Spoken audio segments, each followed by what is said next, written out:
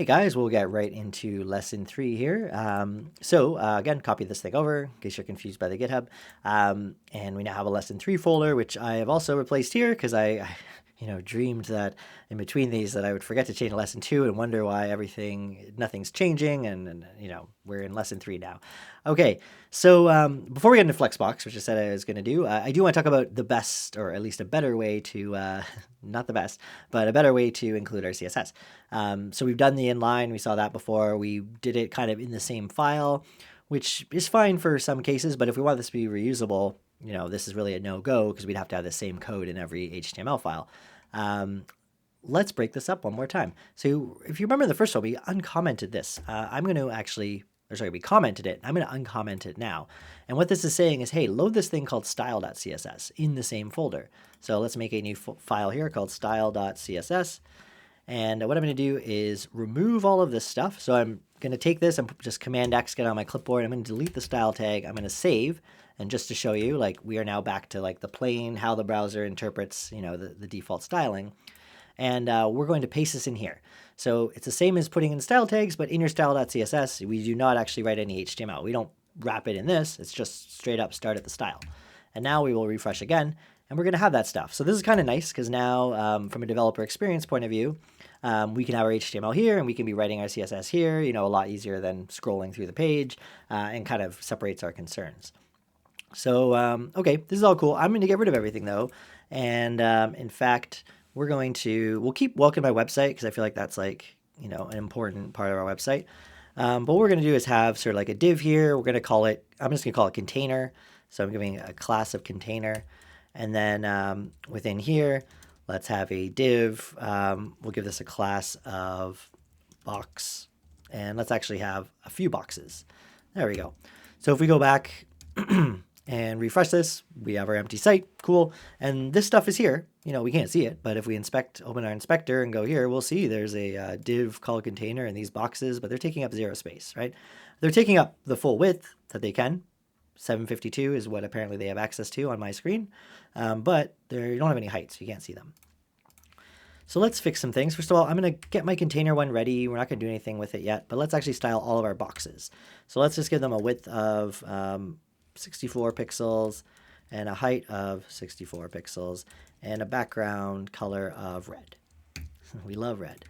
And there we have these boxes. So it kind of just looks like one big box that's 64 by whatever 3 times 64 is. Don't make me do the math right now. But if we look in the inspector, it is 3 separate boxes just stacked. And that's because, again, they're block level elements. Let's just like play around with this for a minute before we get into Flexbox. But so we can have a display of type block. That is the default of a div and many elements. Sometimes it's inline, but many of the elements, especially the like semantic tags, other than spans and stuff, are block level. But we could still tell a div, hey, don't do your normal thing. We can actually say go inline, and then we'll get it to behaving a little bit differently.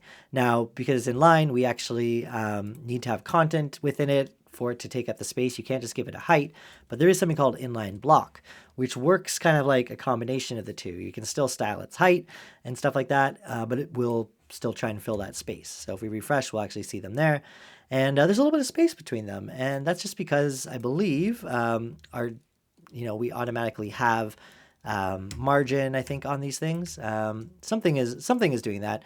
No big deal. We'll look into that in a bit. Or maybe inline block adds a little bit of space. Whatever. Doesn't matter. We're going to get into Flexbox now. So let's just get rid of this and go back to how it was. And what we're going to do is style the container. So this is the thing wrapping the boxes.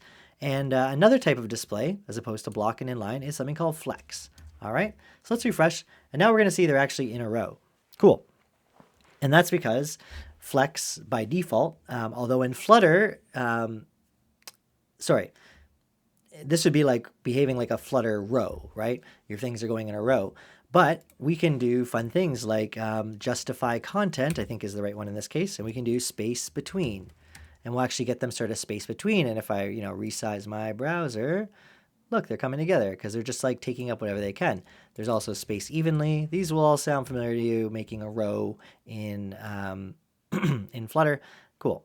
We have our space evenly. What do we have? We have center, I think. Cool. So they're all getting like squished like this. Yeah, just what we wanted. So this allows us to do things. And of course, if we add more boxes and maybe we go back to space evenly, we'll kind of see, they sort of fit and everything's good. Now, what if we wanted to make it a column? So instead of, in Flutter, you would have a row or a column or a wrap or something like that. But to make it a column, we actually just have to change the direction. So we do flex direction and default is row, but we're going to make it column. And now they're going to kind of do the same sort of thing. Now, this kind of just looks like it did before. And that's because our container is only going to be the height that it needs. But we can give our container, a fixed height. We could say, 1,000 pixels or something. And then we'll actually see them get spread out because it's taking up that 1,000 pixels. We can also do something. There's some other units we can talk about right now. We could do 100%, but you'll see this won't actually do anything. 100% height, it still kind of like doesn't do anything. It's just, unless you have a wrapper around it that has a height, it's still just going to take up the space that it can. But there's a cool one called, we can make it 100 VH. So this means 100 view height units. 100% view height. So this is going to take 100% of whatever our browser window is. And there it goes. Now, the reason it's kind of getting bigger is because it's taking this whole height of my browser, but we already had something here. If we were to remove that, you would see it actually kind of fills and we wouldn't have a scroll bar. But that's just a little tidbit, not really necessary right now. Let's go back to row though.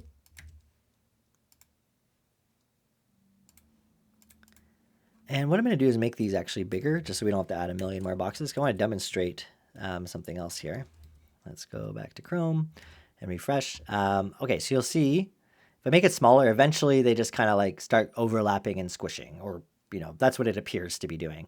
And that's because there's a property called flex wrap that we can put on the parent. And we can, I think its default is no wrap, but we can do it as a wrap. And now what this will do is when there's not enough room, it actually will go to another line. So that's kind of cool. Now, another thing we can do is actually add a gap. So I think it's just gap. And we can use a unit here of, 20 pixels or something. And what we'll see now is they are getting spaced out more. So there'll always be that gap. They won't ever touch each other. And that becomes sort of like its bounding box. And then when it goes to the next line, we're good.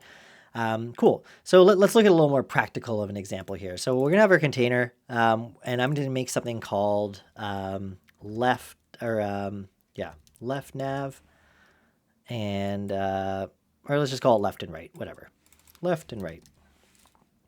And we'll get rid of all this stuff, and we'll get rid of our boxes, and let's actually style it this way. We'll actually do .container.left, which is how I should have done it before, just so it doesn't conflict with something else. But here, let's just container.left, let's give it a background of blue. And for container.right, let's do the same thing. And what I'll do is I'll give this a min height of like 500 pixels on both of these, just so there's sort of some height regardless. And let's just see what happens. Okay, so cool. The problem is there's no width on these things. So what we can do is we can actually say flex1 here. So the property name flex1, and you'll see now it's taking up as much space as it can because we're telling it. And this is like when you're using expanded, right? And you can actually have a flex property in expanded. I wonder where they got that from. And we can make this also flex1 as well. And now we have this. I meant to make this a different color though.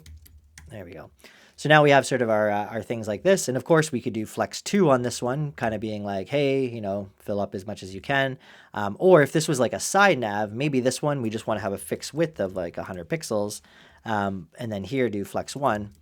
And you'll see that this one will just keep growing, no matter how big I make my browser. Oh, that one's going to grow and that one has a sort of fixed thing. So there's a few things you can do. Now, all this being said, there's a lot more to Flexbox, a lot more power that you can do.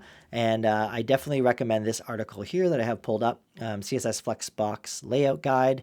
There's stuff like you can reorder the items, which is super awesome when it comes to like doing a mobile design, because you might want to have your content on desktop flow in a different order, that kind of things. There's like things like flex shrinking, its basis, and then we didn't even get into like how we align things on the other axes, main axis versus cross axis in Flutter, but all that stuff is there, and it's very much the same kind of syntax: align self, or align content, justify items, like that kind of stuff.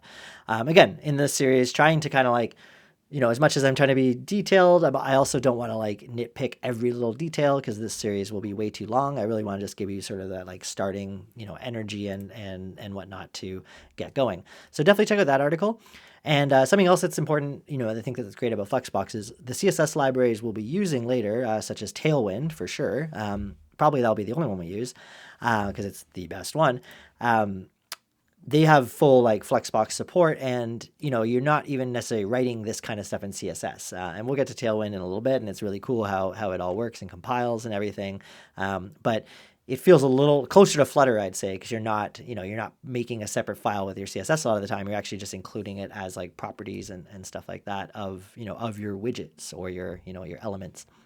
So yeah, look at this more, because we could do a whole hour on going through this sort of stuff and all the gotchas and stuff. But they have cool diagrams, and I'm always coming back to this because I don't remember everything as much as you might think I do. So there we have gap, all that kind of stuff. Oh yeah, you can do a row gap or column gap, which gap is just kind of like for both. It's like doing like a edge insets.all versus symmetric kind of thing. Okay, cool. So yeah, we'll leave it there for this one. That's a little bit about the layout sort of stuff of CSS on our beautiful what looks like some kind of flag website. 5 points to the person in the comments that can point out to what flag this most represents in the world. It can be a country, it could be a state or a province, whatever you think. Please put it there. And yeah, if you got this far and you're liking this content and it's useful, please like and subscribe, share, write a comment. Help me promote this channel and get this content out here. So thanks for watching, guys, and as always, I'll see you in the next one.